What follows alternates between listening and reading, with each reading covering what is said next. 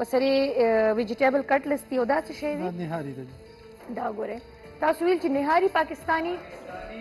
چې کوم ډیشز دي هغه کې نهاري بریانی دا دواړه شامل دي. اوکې دا ګوره دا د نهاري څه ښایسته خوشبو دی را روانه ده. نهاري چې دی دې کې غوښه داسې غټه غټه پکار وي چې داسې ریشه ریشه ځي.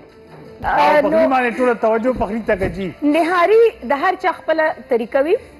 بټ لاهور کې چې کله تاسو نهاري خورئ که نه واو هغې یو خپل خوند دي. تو یې دا راته ووایي چې ستاسو دې نهارۍ کې څه خاص دي څنګه طریقه ده لږ کتونکو ته ریسیپي زر زر ووایه. ګرام کتونکو دې مساله ما خپله جوړه کړې وه هم سیم د بریاني په شان ده خو دې کې لږ شیزونه دي چې دې کې کشمیري لال مرچ پکې چمچ راکړه لږه ښه کشمیري لال مرچ او دې کې چې کوم دی کشمیری لال مرچ دی پکې کشمیری لال مرچ په دې کې او دا به چاپلا روخي بیا نه دی هغه ډېر تیز نه ښه او دې کې هغه ډېر اسانه ها هغه بالکل تیز نه ودانی وی دا ګوره او د دې د غوښې ټوکړې گوشت کې ای جو دا ټوکړې چې دا لګي غټي غټي کنه خاطر سو خپل ریسیپي بیان کړته دي. دې کې هم دا سیم سونف یو ټی سپون جعفر جلوتی 2 ټی سپون ادرک لسن پاوډر 2 ټی سپون لسن پاوډر 2 ټی سپون ا دې کې چې کوم هغه دي ګرمه مساله هغه 2 ټی سپون دارچینی هغه 2 ټی سپون ټول مسالې به 2 ټی سونف 2 ټی سپون دې کې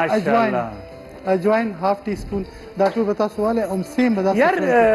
دا راته وایي چې کشمیر کې پخلی ولې تاسو دومره ریکمنډ کوئ مینا؟ بیکاز کشمیر څنګه چې کشمیر ښایسته دی